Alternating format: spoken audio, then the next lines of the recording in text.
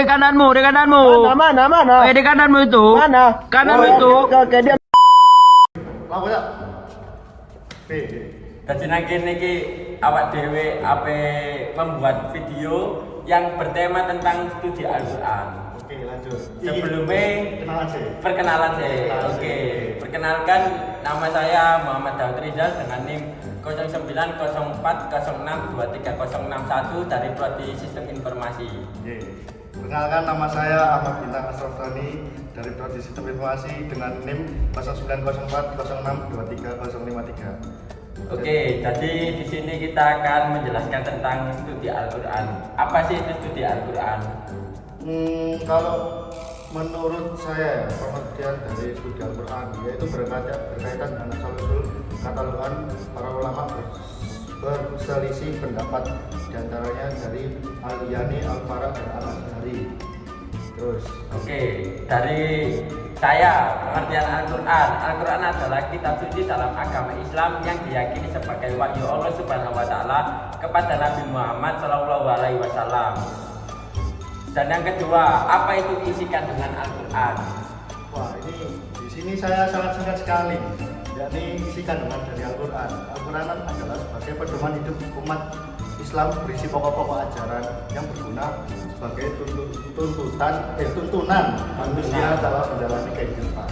Oke, ya menurut saya isi kandungan Al-Qur'an terdiri dari 114 surah bab yang berbagi kurang lebih dari 6.000 ayat yang isinya mencakup berbagai topik termasuk ajaran agama, moralitas hukum, sejarah, ajaran spiritual, dan petunjuk praktis bagi kehidupan manusia. Pada ayatnya memberikan panduan tentang cara hidup yang baik, hubungan manusia dengan Allah dan sesama.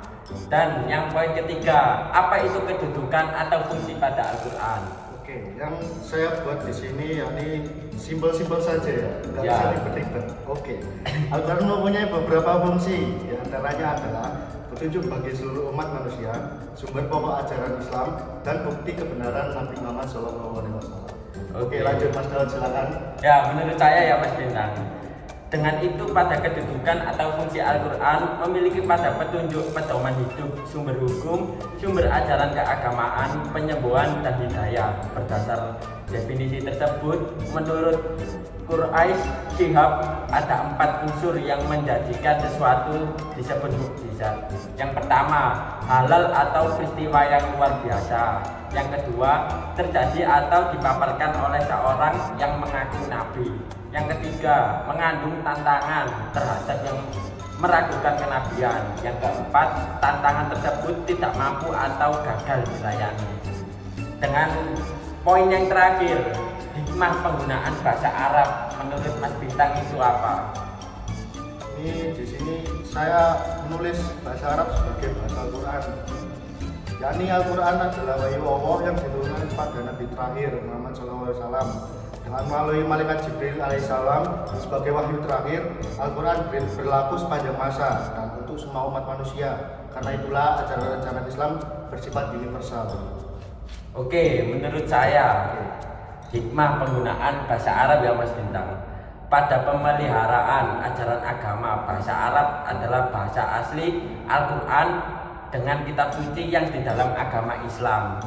Oleh karena itu, dengan penggunaan bahasa Arab memungkinkan pada umat Islam untuk memelihara dan memahami ajaran agama mereka secara langsung dari sumbernya, dengan membantu dalam memperkuat pada ikatan dan kesatuan umat Islam yang di dalam dunia. Oke, cukup dari itu. Apa sudah dimengerti?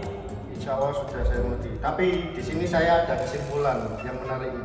Oke, Saya akan menambahkan kesimpulan dari materi yang tadi pada studi Al-Quran. Kesimpulan atau rangkuman dari studi Al-Quran tadi, yakni yang pertama, Al-Quran adalah kalam Allah Subhanahu wa taala yang diturunkan kepada Nabi dan Rasul melalui malaikat Jibril alaihissalam yang tertulis dalam mushaf dan sampai kepada kita dengan jalan tawatur mutawatir. Membacanya merupakan ibadah yang diawali dengan surat Al-Fatihah dan diakhiri dengan surat An-Nas. Yang kedua yakni isi kandungan Al-Quran tercakup dalam surah Al-Fatihah, yaitu 1. Ajaran tauhid, 2. Janji dan ancaman, 3. Ibadah, 4. Jalan menuju kebahagiaan hidup, dan 5. Berita-berita atau cerita-cerita umat terdahulu. Yang ketiga, penggunaan atau fungsi Al-Quran diantaranya A. Petunjuk bagi seluruh umat manusia, B. Sumber pokok ajaran Islam, C. Bukti kebenaran Nabi Muhammad SAW. Yang keempat yakni studi Al-Quran adalah kajian-kajian yang berhubungan dengan Al-Quran Al-Karim dari segi turunnya, urut-urutannya, pengumpulannya, penulisannya, bacaannya, penafsirannya, kemujizatannya, nasih dan mansuh, penolakan hal-hal yang dapat menimbulkan keraguan terhadapnya dan sebagainya. Yang kelima yakni studi Al-Quran, ilmu Al-Quran sebagai sebuah disiplin ilmu tidak lahir secara sekaligus, namun melalui proses dan tahapan-tahapan. Pada masa Rasulullah dan keempat khalifahnya, studi Al-Quran disampaikan secara lisan atau dengan cara riwayatan. Pada abad kedua Hijriah, studi Al-Quran mengalami perkembangan, yaitu mulai dibukukan bersama hadis. Pada abad ketiga Hijriah, studi Al-Quran sudah dibukakan secara independen dan mulai digunakan istilah ulum Al-Quran. Yang keenam yakni kegunaan studi Al-Quran adalah membantu memahami atau menggali petunjuk dan pengistinbatan hukum Islam dari Al-Quran secara komprehensif dan mampu mengungkap kemukjizatan Al-Quran baik dari sisi bahasa, makna yang dimuat, bahkan pembuktian ilmu pengetahuan. Yang tujuh yakni tidak ada keraguan atas otentisitas dan validitas Al-Quran karena Al-Quran dijaga melalui dua cara sekaligus, yaitu penulisan dan hafalan yang terus menerus.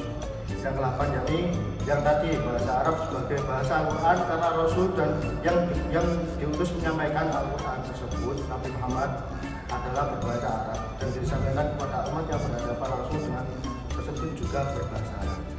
Ya, gitu aja Mas Daud kesimpulan dari saya. Ya. Apakah bisa dimengerti? Bisa dimengerti. Siap. Ya, dengan itu kita pentingnya belajar pada studi Al-Quran Masuk untuk menuju jalan yang lurus, bukan jalan yang belok ini. Ya. Oke.